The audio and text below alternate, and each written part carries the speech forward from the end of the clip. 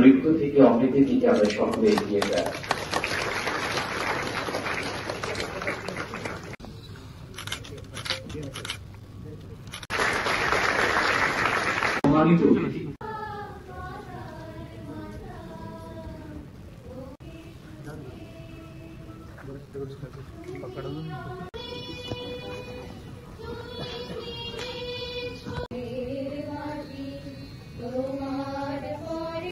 এখানে আজকে আমরা আন্তর্জাতিক মানবাধিকার দিবস আমরা পালন করছি। এই 10ই ডিসেম্বর সেটা পালন করা হয় এবং আমার পূর্ববর্তী বক্তারা বিস্তারিত আলোচনা করেছেন। আমি বেশি কথা বলবো না। আমার আরেকটা প্রোগ্রাম আমার মনে হয় ওখানে ওরা বসে আছে, এখানেও মানবাধিকার লঙ্ঘন হবে যদি আমি তাড়াতাড়ি না যাই।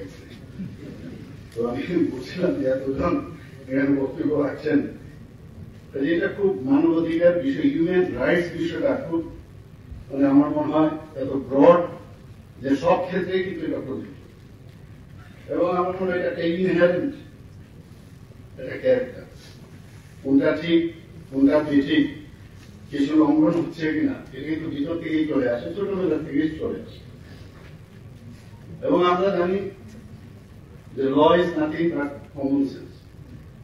এই হিউম্যান রাইটস এর বিষয়টাও এটা একটা কমন সেন্স এর মতো আসে এবং দেখা গেছে কমন সেন্স এর যে বিষয় সেটাও কিন্তু ক্লিক করে যায় হিউম্যান রাইটস। অর্থাৎ আমাদের যে সারা বিশ্বের মধ্যে যত আমাদের আইন, যে আইনের বই ডক্টর বি আর আম্বেদকরের নেতৃত্বে বানানো হয়েছে সবচেয়ে মোটা, কারণ ভারতবর্ষের মধ্যে বিভিন্ন ধরনের যে আমাদের বর্গ আছে, আমাদের বিভিন্ন কাস্ট ইত্যাদি প্রচুর এবং বিভিন্ন প্রদেশ সব কিছু মাথায় রেখে এত বড় মোটা একটা সংবিধান তৈরি করা চাকরির কথা নয়। সেই জায়গায় দাঁড়িয়ে সবকিছু ইনক্লুডেড, অর্থাৎ এখানে মানবাধিকারের আমাদের যে ল সেক্রেটারি মহোদয় বলছিলেন যে হিউম্যান রাইটস শব্দটা নিয়ে, কিন্তু এর মধ্যে কিন্তু ইনহেরেন্ট, অর্থাৎ যে ল গুলো বানানো হয়েছে সবকটাই এর ভিতরেই অন্তর্ভুক্ত। এইগুলোর মধ্যে ভায়োলেশন হলেই মানে হিউম্যান রাইটস এর ভায়োলেশন হয়, আমি যতটুকু বুঝি আর।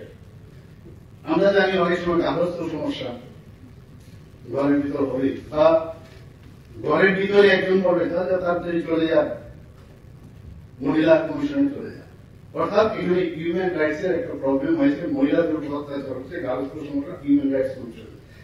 বাচ্চাদের উপর সমস্যা হচ্ছে, তাড়াতাড়ি চলে যান ওখানে চাইল্ড কমিশন, তাড়াতাড়ি চলে যায়। সে বুঝুক আর না বুঝুক সেখানে গিয়ে দেখা গেল এটা ঠিকভাবে ক্লিক করতেও পারে, নাও করতে পারে। তো এই যে বিষয়গুলো আছে যে পুলিশে যাও গিয়ে এফআইআর করো, এফআইআর এর সাথে সাথে কমিশনে যাও, এই যে বিষয়গুলো আছে এগুলো কিন্তু আমাদের সমাজ জীবনেই কিন্তু আমার মনে হয় আমাদের প্রতিবিম্ব, এখান থেকে আমরা দেখতে পাই হিউম্যান রাইটস কোনটা ঠিক কোনটা বেঠিক। কাজে একদম মানে সবকিছু লিখে রাখে যে এই কথাটা আপনার কম্পিউটারে ফিট করা হিউম্যান রাইটস এ পড়ে কিনা আপনার কথাটা, আপনার যে সমস্যা হচ্ছে এইভাবে হবে নাকি। সমাজ জীবনে আমরা জানি যে গণতন্ত্রের 4টে পিলার আমরা এখানে। এই হিউম্যান রাইটস যদি আমাদের শক্তিশালী করতে হয় তাহলে লেজিসলেটিভ এবং এক্সিকিউটিভ, জুডিশিয়ারি এবং মিডিয়া বন্ধুরা, যদিও মিডিয়াকে এটা আইনগত ভাবে ওটাকে ওরা মানে না, কিন্তু আমরা এটাকে ধরে নিই ইমপ্লাই যে মিডিয়াও এই চতুর্থ স্তম্ভের মধ্যে একটা গণতন্ত্র। সেই এই গণতন্ত্রকে অর্থাৎ হিউম্যান রাইটস কে যদি আমাদের প্রোটেকশন করতে হয় তাহলে 4টে কিন্তু শক্তিশালী হওয়া খুব প্রয়োজন। এখানে হিউম্যান রাইটস কমিশন যিনি এখানে আমাদের আছেন অনারেবল চেয়ারপারসন জাস্টিস বরিন্দর মহোদয়।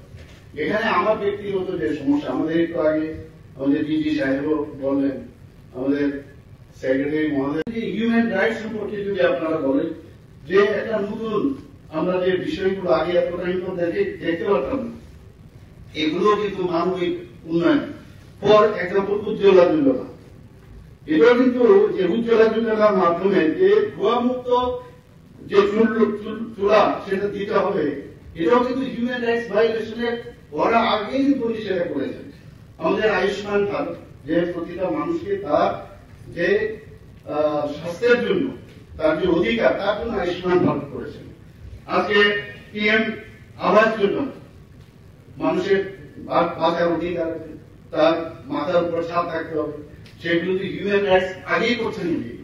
আজকে নারী ও শিশু সুরক্ষার জন্য বিভিন্ন পক্ষ থেকে আরম্ভ করে বিভিন্ন আইন, আরো স্ট্রংগেস্ট যে আইন, সেগুলো করছেন। আজকে স্বচ্ছতার বিষয়ে উনি খুবই প্রায়োরিটি দিচ্ছেন।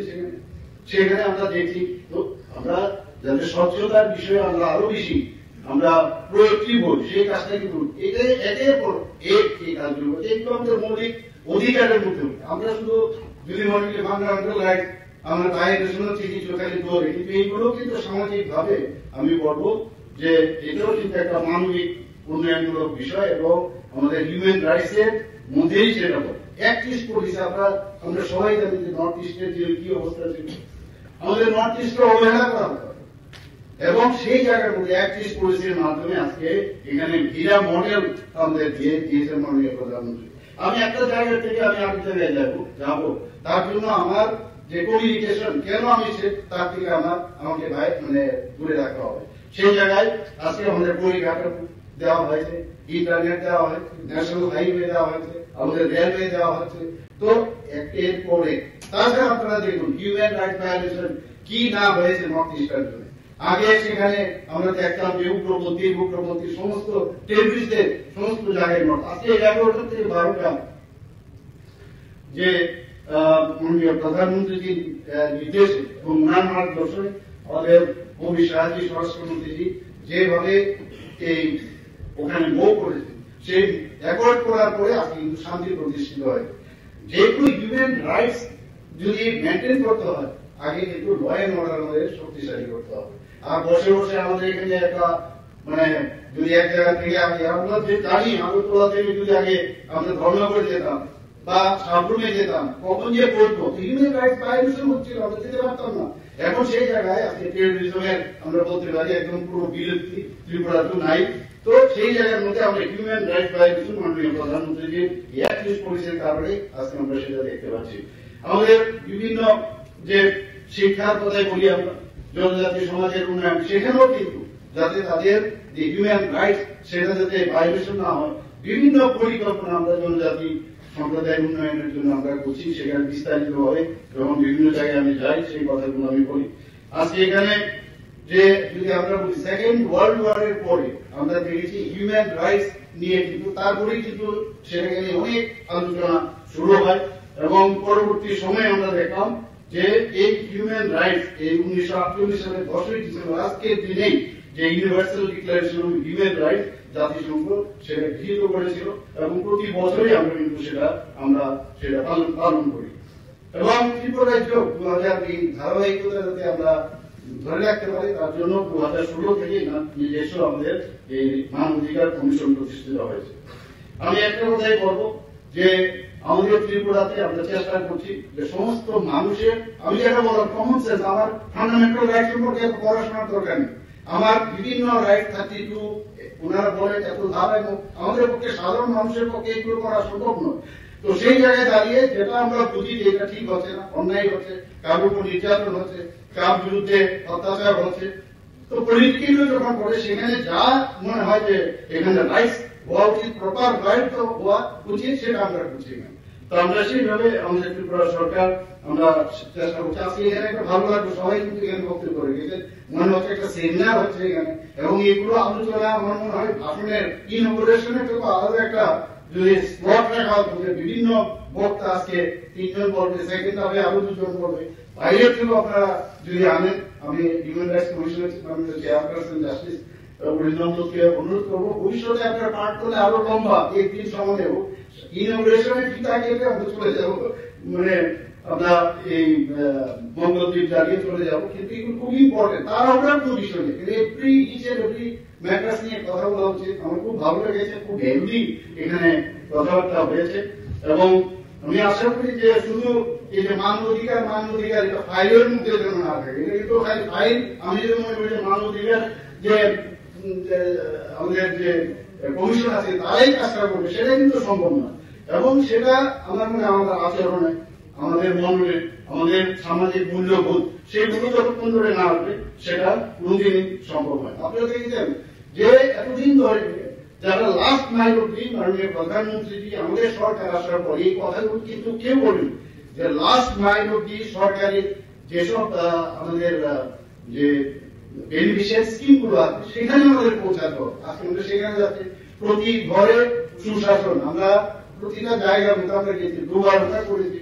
তো এটাকে বলে যে মানব অধিকার, তার অধিকার সেটা, তার যে প্রাপ্য আমাদের যে স্কিম গুলো হচ্ছে ফর অনলি ফর সাধারণ পিপুলস অফ জেনারেল পিপুল, তাদের কাছে আমাদের পৌঁছানোর কাজ। আজকে সেটা স্বাস্থ্যেরই হোক, সেটা এডুকেশনই হোক, সেটা খেলাধুলাই হোক, সবকিছুতে কিন্তু সেই মানব অধিকার বিষয়টা আছে। সব জায়গায় কিন্তু আজকে আমরা আমাদের সরকার যে ইনফ্রাস্ট্রাকচারই হোক এবং অন্যভাবে যেভাবে ডেভেলপমেন্টের দরকার সেই কাজগুলো আমরা করছি। আমি আশা করি যে আমাদের আজকের যে এখানের যে অনুষ্ঠান, সেই অনুষ্ঠানে মানব অধিকার দিবসের যে অনুষ্ঠান, সেই অনুষ্ঠানে আমরা অনেক কিছু এখানে যারা স্টুডেন্ট আছে, ল স্টুডেন্টরা এখানে আছে, আমি ওদের ডেইলি এই বিষয় নিয়ে আলোচনা করা দরকার। আর মানব অধিকার নিয়ে মানে সেটাকেও কিন্তু প্রপারলি প্লেস করা যায়। অনেকে মানব অধিকারকে সামনে রেখে হাতিয়ার করে এমন ভাবে কথাবার্তা বলে যে আবার তার মধ্যেও কিন্তু একটা উগ্রতা ভাব চলে আসে। এটা যেন না হয়। অনেক কিছু আছে রাইটস, আমি আমার রাইটসটা আমি সামনে রাখতে পারি প্রপার ওয়েতে, ভদ্র ভাবেও এবং সুন্দর ভাবেও সেটাকে রাখা যায়। কিন্তু আমাদের মধ্যে আন্দোলন করতে হবে, এমন করতে হবে। একটু আগে দেখছিলাম ওনাদের যে এই যে নিউজ ব্যাপারটার মধ্যে যে মানব অধিকার রক্ষা করতে গিয়ে আন্দোলন এবং মানে যদি সেটা মানে ভায়োলেন্ট আন্দোলন হয় সেটাও নাকি মানব অধিকার মানে সেটা করা যায়। সেটা কথা হচ্ছে যে আমাদের সরকার যেহেতু আপনাদের সবার সাথে আমরা আছি এবং আমরা চাই যে সমাজে যে শান্তি, ঐক্য, সম্প্রীতি এবং ভ্রাতৃত্ব সেটা যদি আমরা বজায় রাখতে পারি, আমরা নিশ্চয়ই আমরা সেটাকে in conclusion I would like to place before you that human rights and the fundamental rights and freedoms that belong to every person from birth to death. Human rights encompasses a broad range of rights including civic, political, economical, social and cultural freedom. It ensures that every individual is treated with dignity, equality and fairness. Key rights include right to life, freedom of expression, education, healthcare, and then despite the recognition of human rights, violations persist worldwide, what I said earlier. So protecting human rights is essential for fostering a just, equitable and inclusive life. With this I conclude my speech. Thank you very much. Namaskar.